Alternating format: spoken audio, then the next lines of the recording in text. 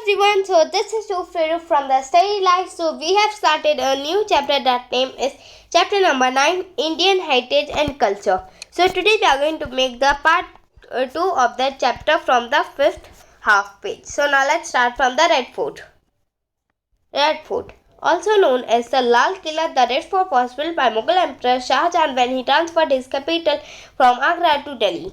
Red fort को लाल किला के नाम से भी जाना जाता है। जो रेड फोर्ट है रेड फोर्ट को मुगल एम्परर शाहजहां ने बनाया था। रेड फोर्ट को मुगल एम्परर शाहजहां ने इसलिए बनाया था क्योंकि जब शाहजहां ने जो हमारा जो इंडिया का जो कैपिटल है पहले आगरा था, लेकिन अभी शाहजहां ने हमारे इंडिया का कैपिटल को आगरा से दिल्ली किया था, इसलिए रेड फोर्ट बनाया गया था। It is made up of red stone from which it derives it's name. ये जो रेड फोर्ट है ये रेड स्टोन से इसलिए बना है क्योंकि जो रेड स्टोन से बना है और इसका जो नेम की जो स्टार्टिंग होती है वो भी रेड से ही है।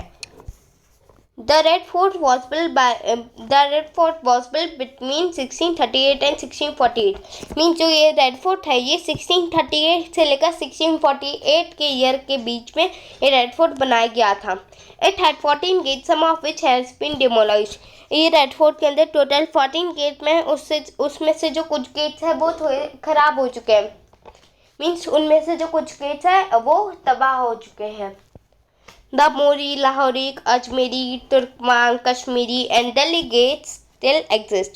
कुछ गेट अभी तक रेड फोर्ट के अंदर है और वो गेट की द नेम दी गए है मोरी, लाहौरी, अजमेरी, तुर्कमैन, कश्मीरी और दिल्ली। ये सभी कुछ गेट्स हैं ये जो भी तक एग्जिस्ट है। So now let's read from the Jama Masjid. The Jama Masjid situated across the road from the Red Fort in Delhi. ये जो जामा मस्जिद है दिल्ली में है और दिल्ली में का जो जामा मस्जिद है रेड फोर्ट के जो साइड का जो रेड फोर्ट के साइड में जो रोड है उधर जामा मस्जिद है। It was built by Shahjahan in 1656। ये जो जामा मस्जिद है जामा मस्जिद को शाहजहां ने बनाया था 1656 के ईयर में।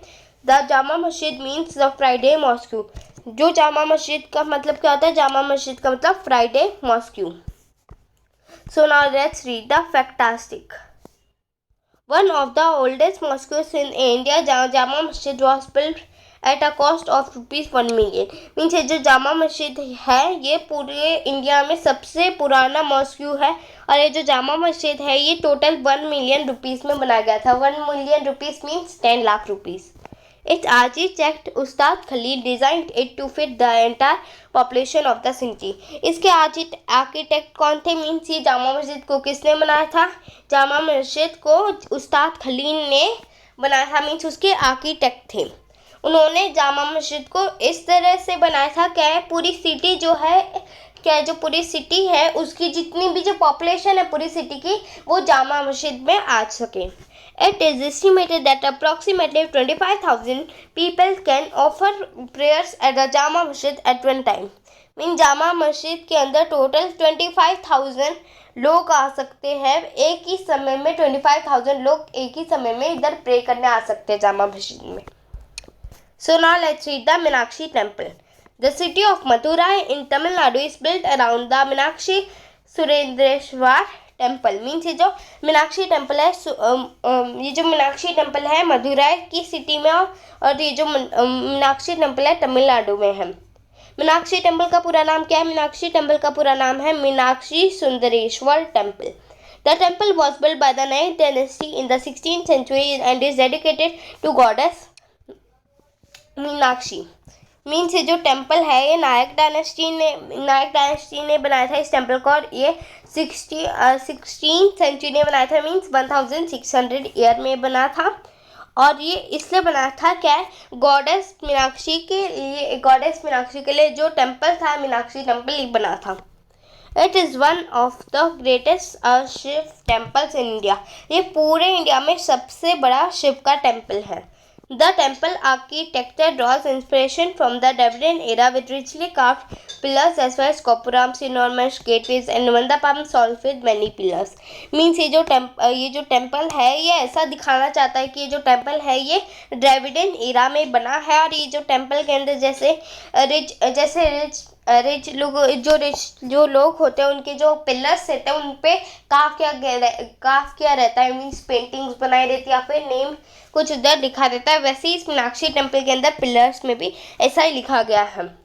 और उधर गोपुराम से है, gopurams means enormous gateway, enormous gateway means gate, एक जो गोपुराम है वो एक गेट है। And mandapam hall with many pillars, और मंदापाम मतलब एक हॉल है जिसमें बहुत सारे पिलर्स हैं। So now there is a fantastic, the Chithirai festival is held in April May when the celestial marriage of Meenakshi goddess Parvati and Sundareshwar and incarnation of Parvati's husband Shiva is celebrated। Means ये जो तिथिरा एक festival है जो अप्रैल और मई के बीच में होता है, और ये फेस्टिवल इसलिए होता है क्योंकि इस फेस्टिवल में जो मीनाक्षी जो रहती है, Meenakshi means goddess Parvati, Meenakshi means Parvati की मैरिज होती है, मीन्स मीनाक्षी की मैरिज होती है किस साथ होती है, सुंदरेश्वर के साथ। सुंदरेश्वर मीन्स पार्वती के हस्बैंड जो है शिव, उनके साथ मैरिज होती है। This celebration draws crowds from all over the country. जब ये जो होता है, मीन्स जब ये फेस्टिवल होता है पूरी इंडिया पूरी कंट्री में से बहुत सारे लोग, पूरी भीड़ होती है इस समय जब फेस्टिवल ये शुरू होता है, चिथिरा festival. So now let's read the Golden Temple at Amritsar. The Golden Temple or the Harmandir Sahib was built in the lifetime of Guru Ramdas, the fourth Guru of the Sikh community. Means ये जो golden temple का दूसरा नाम है हरमंदिर साहिब, ये गुरु रामदास की life time में बना था। मीन्स जब गुरु रामदास जिंदा से जब ये बना था, गुरु रामदास कौन थे, सिख कम्युनिटी के फोर्थ गुरु थे। Amritsar is name after the Amrita Sarovar pool of nectar sacred tank around the temple. Means ये जो अमृतसर है ये अमृता सरोवर के नाम से ये अमृतसर बना है, और अमृता सरोवर मतलब नेक्टर का पूल। और ये जो गोल्डन टेम्पल है इसके चारों तरफ एक सेक्रेट टैंक है। सेक्रेट टैंक मीन्स पवित्र एक टैंक, पवित्र tank. So now next is it was in 1802 that Maharaja Ranjit Singh glided the roof of the temple। Means ये जो ये 1802 में ईयर में जो महाराजा रणजीत सिंह थे उन्होंने गोल्डन टेम्पल की जो रूफ है, उनकी गोल्डन टेम्पल की जो छत है उसको पूरा गोल्ड से कवर कर दिया था, गोल्ड की लेयर से पूरा कवर कर दिया था। White marble bridge lens to the temple, means जो उधर की जो ब्रिज है वो पूरी वाइट मार्बल से पूरी कवर है। The entrance is on a full sign signifying that the temple is open to all. Means ये जो गोल्डन टेम्पल की जो एंट्रेंस है, एंट्रेंस में टोटल कितने एंट्रेंस है, टोटल 4 एंट्रेंस है। टोटल 4 एंट्रेंस का ये इंपॉर्टेंस है कि ये जो टेम्पल है ये सभी रास्तों से, सभी तरफ से जो टेम्पल है खुला है। So now next is Sanchi stupa. So now let's read Sanchi stupa. The Sanchi Stupa is located north of Bhopal in the state of Madhya Pradesh.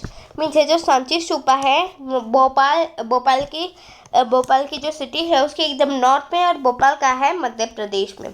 Ashoka the Mauryan emperor set a Buddhist monastery and religious centre in Sanchi. Means Ashoka कौन है, Ashoka Mauryan emperor है जिन्होंने एक Buddhist monastery इस सांची के अंदर बनाया है और एक धर्म के ऊपर एक सेंटर सांची में बनाया है। The stupa is a large semi circle dome containing a central chamber in which the relics of the Buddha were placed. जो स्तूपा है बहुत बड़ा एक सेमी सर्कल डोम है।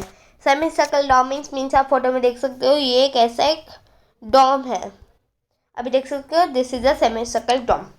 इस सेमी सर्कल डोम के अंदर एक सेंट्रल चैम्बर है, और सेंट्रल चैम्बर के अंदर क्या है, सेंट्रल चैम्बर के अंदर बुद्धा की जो रिलिक्स है, रिलिक्स मीन्स बुद्धा की जो मूर्ति है वो इस सांची स्तूपा के अंदर रखी गई है। So now next is gateway of India.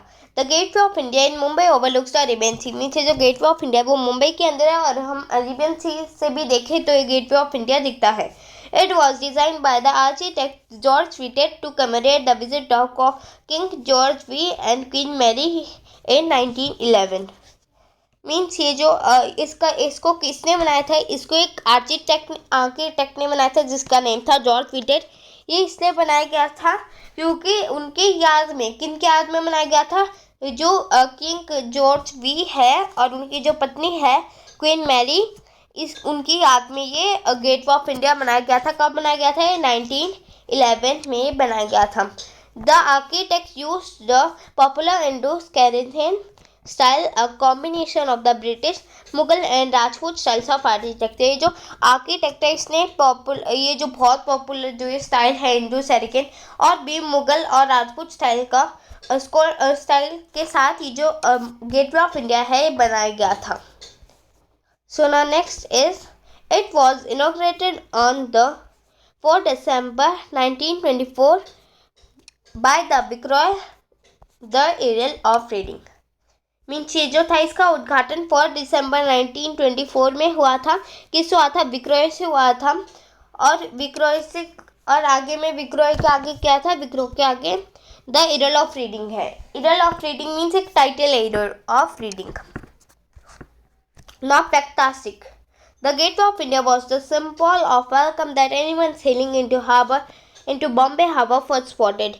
Means ये जो गेटवे ऑफ इंडिया है एक ऐसा सिंबल है, ये ऐसा सिंबल है कि जब ये बॉम्बे हार्बर मीन्स कोई भी सेल करके आता है, मीन्स कोई भी बोट से सेलिंग करके आता है, तो फिर वो उसका पहला कदम क्या होता है, उसका पहली जगह क्या होती है, उसकी पहला कदम बॉम्बे हार्बर में होता है। But after independence, it became a gesture of farewell as the last British regiment made their last exit from India from this very point. Means ये लेकिन इंडिपेंडेंस के बाद ये जो गेटवे ऑफ इंडिया है इसको गेस्टर ऑफ फेयरवेल कहा गया। क्योंकि जब ब्रिटिश जा रहे थे इंडिया से तब ब्रिटिश ने गेटवे ऑफ इंडिया से ही ब्रिटिश ने इंडिया को छोड़ के गए थे। So that is paintings. After that is painting. Indian paintings are diverse, historic and unique. Means India की जो पेंटिंग है वो बहुत डिफरेंट है, उनकी बहुत पुरानी पेंटिंग है और बहुत अलग अलग पेंटिंग है। They represent the culture, heritage and diversity that India stands for. ये जो पेंटिंग्स है बहुत रीति रिवाज एकदम धर्म के ऊपर ये पेंटिंग बनाई गई है। So now next is these can be seen in the mural or wall paintings of the Ajanta and Indolokets in Maharashtra, the miniature paintings of Kangra and the Buddhist palm leaf manuscript. Means ये जो paintings है मुरल या फिर अजेंटा और Ellora caves है, 2 caves है महाराष्ट्र में, अजेंटा और इलोरा केव्स, इनकी वॉल पे ये पेंटिंग्स आपको दिख सकती है। और जो ये जो मिनीचर पेंटिंग्स मीन्स बहुत छोटी छोटी पेंटिंग्स है कांगड़ा में की जाती। कहाँ की जाती है? बुद्धिस्टम पाम लीफ में। पाम लीफ मीन्स ऐसा एक फोटो है, ऐसा एक पिक्चर है जिसमें आपको बनाओ ऐसे की जाती है, इसे मैन्युस्क्रिप्ट कहती है। So these are the manuscript. Now I have shown this. So after that is the rock shelters of Bhimbetka in Madhya Pradesh show the earliest drawing of huge figures of animals and humans, group dances and musical instruments. Means ये जो rock shelters है वो कहाँ किए जाते हैं? Means rock पे painting कहाँ की जाती है? भीमबेटका में ये रॉक पे पेंटिंग की जाती है। और भीमबेटका का है मध्य प्रदेश में। और बहुत पुरानी ड्राइंग की जाती है जो किस की जाती है? एनिमल्स की जाती है, वुमेन्स की जाती है, ग्रुप डांसेस की जाती है और म्यूजिकल के जो इंस्ट्रूमेंट्स हैं उनकी भी पेंटिंग की जाती है। This painting were made by rubbing colour on the rocks using finger tips brushes और by spraying on the rocks using the mouth. Means ये जो पेंटिंग है ये रॉक्स पे कलर को रब करने से की जाती है, फिंगर टिप से की जाती है, ट्विक्स से की जाती है, ब्रशेस से की जाती है, या फिर हम लोग रॉक पे कलर को स्प्रे करें जब भी ये की जाती है paintings. The cave of Ajanta have well preserved wall paintings of sculpture providing a detail description Buddha's life and tradition. ये जो अजेंटा की जो केव्स है उस पे उसके वॉल पे जो बुद्धा की जो लाइफ की पेंटिंग की गई है और बुद्धा के जो धर्म है उसकी पेंटिंग की गई है, एकदम डिटेल में पेंटिंग की गई है। To paint this mural the rock surface perfect soften with the plaster made of clay and dung and other natural materials. Means यह हम लोग पेंट करना चाहिए, हमें रॉक को पेंट करना है तो फिर हमें जो रॉक होना चाहिए वो रफ होना चाहिए और हमें क्ले का, लाइम का, है का या फिर डंग का जो भी या फिर और भी कोई भी नेचुरल मटेरियल है उसके प्लास्टर को होल्ड करेंगे तो फिर जब भी हम लोग रॉक पे पत्थर पे पेंटिंग कर सकते हैं। The colour and brushes were also made from natural material. ये जो कलर है और जो ब्रशेज है ये भी नेचुरल मटेरियल से बनी हुई है। The fine sculpture of Shiv Parvati entities from the Mahabharata decorative the entrance and main temple of the Idola caves. Means ये जो स्कल्पचर मीन्स ये जो शिव की पार्वती की और जो महाभारत के जो दूत वगैरह थे, जो महाभारत के जो देवता थे, उनकी भी यहाँ पे मूर्ति है। कहाँ है मूर्ति? इलोरा केव्स में उनकी मूर्ति है। The ceilings and walls are covered with bright colours. Means Ellora caves में जो उधर की जो छत है और उधर की जो वॉल्स है वो पूरे ब्राइट कलर से पूरे कवर है। So now next is the last page. These are the some traditional Indian paintings. So now next is literature.